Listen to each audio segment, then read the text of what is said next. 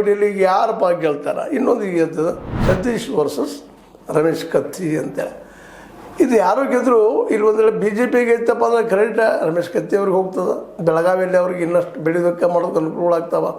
ಅದೇ ಕಾಲಕ್ಕೆ ಜಾರಕಿಹೊಳಿ ಅವ್ರಿಗೂ ಸಹ ಜಾಗೃತರಾಗಿ ಮುಂದಿನ ಹೆಜ್ಜೆ ಏನು ಮಾಡಬೇಕಪ್ಪ, ಮುಂದಿನ ರಾಜಕೀಯ ಏನು ಮಾಡಬೇಕು, ಜನ ನಮ್ಮ ಕಡೆ ಎಷ್ಟು ಒಲವು ಹೋದಾರ. ಮೇಟಿ ಅವ್ರಿಗೆ ಗೆದ್ರಂತೆ ಸಹಜವಾಗಿ ಅದು ಸತೀಶ್ ಅವ್ರಿಗೆ ಗೆಲುವು ಆಗಿಬಿಡ್ತದೆ.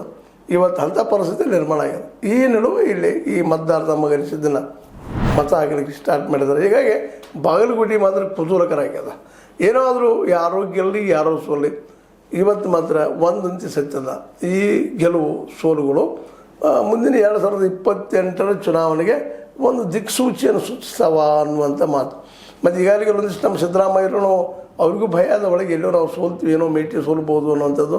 ಹಾಗಾಗಿ ಇದು ನಮ್ಮ ಇದಕ್ಕೆ ಸಂಬಂಧಿಸಿದ್ದಲ್ಲ, ನಾಯಕತ್ವಕ್ಕೆ ಸಂಬಂಧಿಸಿದ್ದಲ್ಲ. ಇದು ಸಾಮಾನ್ಯ ಒಂದು ಪರೀಕ್ಷೆಪ್ಪ ಅನ್ನೋಂಗೆ, ಸಾಮಾನ್ಯ ಒಂದು ಎಲೆಕ್ಷನ್ಪ್ಪ ಅನ್ನೋಂಗೆ ಮಾತಾಡಿದ್ದಾರೆ. ಹೀಗಾಗಿ ಇದು ಒಂದು ಕುತೂಹಲಕರ. ಬಾಗಲಕೋಟೆದಂತೂ ಜನ ಇವತ್ತು ನಿರ್ಧಾರ ಮಾಡ್ತಾಯಿದ್ದಾರೆ. ಇದು ಜೋರ್ದಾರಾಗಿ ಹೋಟ್ಲ್ಗಳನ್ನ ಹಾಕ್ತಾಯಿದ್ದಾರೆ, ಸುದ್ದಿಗಳು ಬರ್ತಾಯಿದ್ದಾವ. ಹಂಗೆ ರೆಗ್ಯುಲರಾಗಿ ಒಂದು ಕಡೆ ಜಬರ್ದಸ್ತಾಗಿ ಮತದಾನ ನಡೆದಿದ್ರೆ, ಇನ್ನೊಂದು ಕಡೆ ಇದು ಚರ್ಚೆಗಳು ನಡೀತಾ ಇದ್ದಾವೆ, ಯಾರು ಆಗ್ಬೋದು ಯಾರು ಬಿಡ್ಬೋದು ಅಂತೇಳಿ.